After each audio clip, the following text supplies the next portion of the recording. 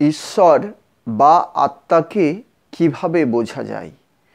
ঈশ্বর বা আত্মাকে বোঝা যায় নির্দিষ্ট ব্যবস্থার মাধ্যমে, নির্দিষ্ট পদ্ধতির মাধ্যমে। ঈশ্বর বা আত্মাকে জানতে গেলে সেগুলোকে জানার আত্মাকে জানার নির্দিষ্ট ব্যবস্থা রয়েছে, নির্দিষ্ট পদ্ধতি রয়েছে। ঠিক একইভাবে ঈশ্বরকে জানার নির্দিষ্ট ব্যবস্থা রয়েছে, নির্দিষ্ট পদ্ধতি রয়েছে। মানুষ যদি এই পদ্ধতি না মেনে শুধুমাত্র শব্দের দ্বারা আত্মাকে জানতে চায় বা আত্মাকে জানাতে চায়, দুটোই কিন্তু ভুল হয়ে যায়। কেন? কারণ শুধু শব্দে কখনোই আত্মার পরিচয় সম্ভব না, শুধু শব্দে কখনোই ঈশ্বরের পরিচয় সম্ভব নয়। তাহলে ঈশ্বর বা আত্মাকে যদি কেউ জানতে চায়, যদি কেউ বুঝতে চায়, তাকে নির্দিষ্ট পদ্ধতি অনুসরণ করতে হবে, নির্দিষ্ট পদ্ধতি অনুশীলন করতে হবে। যদি সেই নির্দিষ্ট পদ্ধতি সে অনুশীলন না করে, তাহলে তার পক্ষে কখনোই উপলব্ধি সম্ভব নয়, অনুভব সম্ভব নয়। অনুশীলন ছাড়া কখনোই আত্মাকে বোঝা যায় না, অনুশীলন ছাড়া কখনোই ঈশ্বর বা পরমাত্মাকে বোঝা যায় না। যে কোনো দ্রব্যের ক্ষেত্রেও আমরা দেখি, ভাত শব্দটা উচ্চারণ করলে কখনোই ভাতের উপলব্ধি সম্ভব হয় না, তার স্থানে পৌঁছতে হয়, তার গুণে পৌঁছতে হয়। তাহলে যদি একটা যে কোনো দ্রব্যকে বুঝতে গেলে তার নাম, স্থান এবং গুণ লাগে, তাহলে আত্মাকে বুঝতে গেলেও নাম, স্থান, গুণ লাগে এবং পরমাত্মাকে বুঝতে গেলেও নাম, স্থান, গুণ লাগে।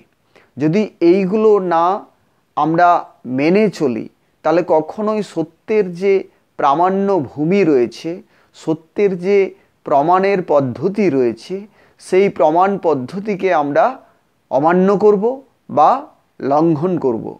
তাহলে যদি সত্যের প্রমাণ পদ্ধতিকে লঙ্ঘন করে আমরা সত্যকে উপলব্ধি করতে চাই, তাহলে সেখানে আমাদের ভুল হবে এবং এই ভুলকেই আমরা সঠিক ভেবে মনে মনে কাজ করে চলেছি।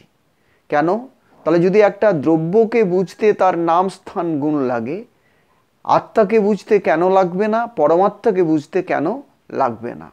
তাহলে শব্দের দ্বারা যদি ভাতের সম্পূর্ণতা না আসে, শব্দের দ্বারা যদি কোনো বস্তুর সম্পূর্ণতা না আসে, তাহলে প্রাণ, চেতনা এগুলো শব্দের দ্বারা বোঝা যায় না, এগুলো শুধুমাত্র উল্লেখ করা যায়।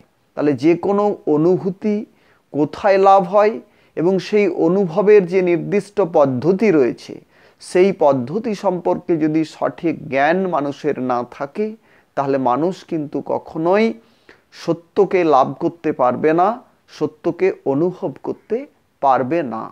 তাহলে আত্মা অনুভবের দ্বারা লাভ হয় আত্মার, পরমাত্মারও লাভ হয় অনুভূতির দ্বারা। তাহলে এই উপলব্ধির জন্য মানুষের করণীয় কি? এই উপলব্ধির জন্য মানুষের করণীয় নির্দিষ্ট পদ্ধতি অনুসরণ, নির্দিষ্ট পদ্ধতি অবলম্বন এবং সেই পদ্ধতি নিয়মিত অনুশীলন করতে হয়। যদি অনুশীলন না করে তাহলে সম্ভব নয়। আমরা শুধু শব্দে যদি ঈশ্বরের কাছে পৌঁছতে চাই, তাহলে শব্দের যে গুণ সেটা কে উপলব্ধি করতে পারে? যে কোনো শব্দের গুণ, বাক্যের গুণ এগুলো উপলব্ধি করতে পারে শুধুমাত্র মানুষ। মানুষের ব্যবহারের জন্যই শব্দের উদ্ভব। তাহলে শব্দ মানুষই উচ্চারণ করে এবং মানুষই শোনে। আত্মা বা পরমাত্মার পক্ষে এই শব্দের উচ্চারণ সম্ভব নয়। কেন? বা শ্রবণও সম্ভব নয়। তার কারণ তাদের যে উপলব্ধির ব্যাপার বা তাদেরকে বোঝার জন্য আলাদা ব্যবস্থা রয়েছে, নির্দিষ্ট ব্যবস্থা রয়েছে, সেই ব্যবস্থা মেনে চলতে হয়। আমরা কখনোই আত্মাকে ডাকতে পারি না, আমরা কখনোই ঈশ্বরকে ডাকতে পারি না। কারণ শব্দের যে দূরত্ব বা শব্দ যতদূর যেতে পারে, সেই দূরত্বে সে আমাদের মধ্যে রয়েছে, আমাদের ভেতরে তাকে জানার ব্যবস্থা রয়েছে। আমরা যদি সেই ব্যবস্থা অনুসরণ না করি বা অনুশীলন না করি, তাহলে আমাদের পক্ষে কখনোই তাকে জানা সম্ভব হয় না। তাহলে আমাদের উচিত কি, আমাদের নির্দিষ্ট যে পদ্ধতি রয়েছে সেই নির্দিষ্ট পদ্ধতি অনুসরণ করা উচিত, তবেই আমরা আত্মা বা ঈশ্বরকে উপলব্ধি করতে পারব। শুধুমাত্র শব্দের দ্বারা ঈশ্বর বা আত্মাকে উপলব্ধি করা যায় না, বা কেউ যদি সেগুলোকে করাতে চায় তার পক্ষেও করানো সম্ভব হয় না। কেন?